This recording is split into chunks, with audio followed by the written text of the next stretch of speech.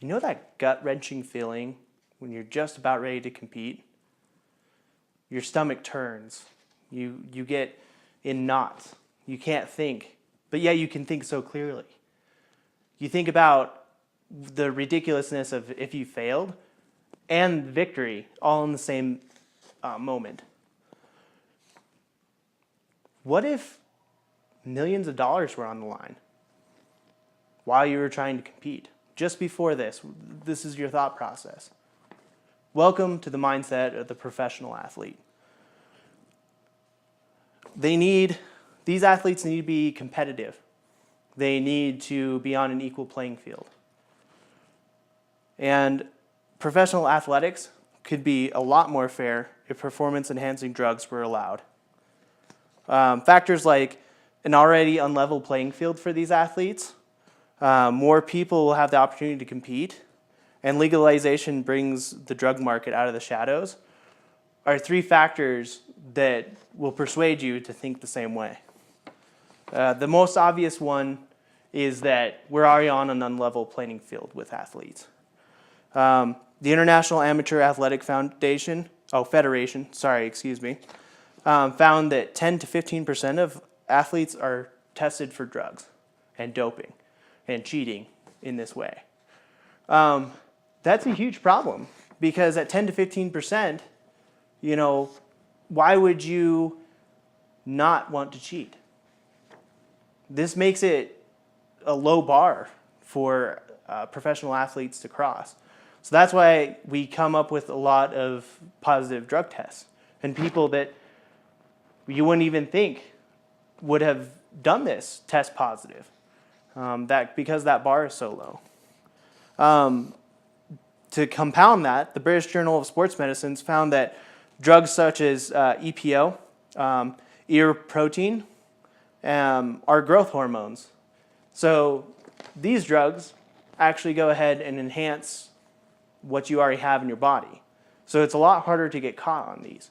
If you actually go ahead and take your time with these and learn how it affects your body and learn those levels that you could be acceptable for, there's a 0% chance of getting caught. So this and blood doping are another one that Lance Armstrong was even caught doing. In fact, he was the ringleader of the blood doping scheme. Now, when there's a 0% chance, you're going to cheat. Everyone's going to cheat. Everyone's going to take these performance-enhancing drugs. If you're the only one who's not, you're getting last place. That's all there is to it. The other scary thing to think about this subject is the advancement in technology.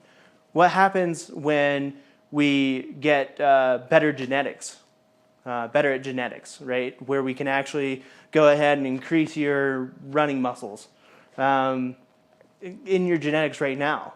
Increase these hormones naturally by modifying your genetic code. What happens when we get nanotechnology? These are all things that we really need to think about when we're thinking about drug tests.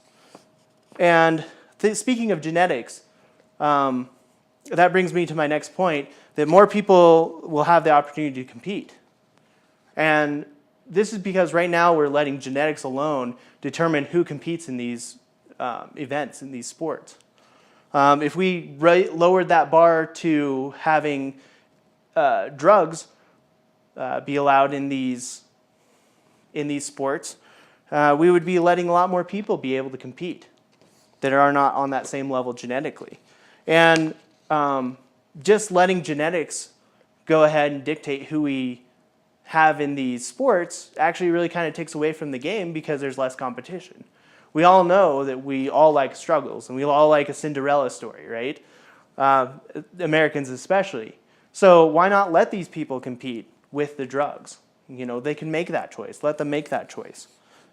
Also, it would really pressure people to have better strategy in sports. So it'd be a lot less of, go out there and just run as fast as you can. It'd be more, hey, we need to really work on that form. Hey, we need to really work on your strategy. Do you go hard right at first, or do you go ahead and save your strength for the very last? Those kind of things would be at the forefront of the sport instead of, man, this person can really do this well, and it's amazing. Which there's some gravity to that, right? There's some aspect of that we like. But I would argue that we would like that Cinderella story more. This person is not this body type. This person does not look like a sprinter. They do not look like a tennis player. They do not look like this, but they're able to compete at this level. And it's because we've provided them with safe drugs. And that kind of brings me to my next point, is that legalization really brings out the whole market from the shadows. Right now, there's a dark market, or governments are giving their athletes drugs to supplement the way they play. And it's one thing about this is that if we went ahead and legalized it, we could regulate it better. And that's what the Phoenix newspaper has an article, "To Dope or Not to Dope," and this is exactly what they want to do with the performance-enhancing drug market, right? They want to legalize it and then regulate it to where we can get safer drugs. In fact, they even say that steroids are one of the drugs that they would advocate for use if we could legalize it and actually develop safe steroids for these athletes. You know, we could go to regulatory tests and make sure that they're not abusing the drug, make sure this isn't affecting their psyche. And through these 3 points that I just mentioned, an already unlevel playing field for athletes, more people have the opportunity to actually compete in these events, and the legalization brings the market out of the shadows. You could see that professional athletics could be more fair if we actually introduced performance-enhancing drugs in a legal way.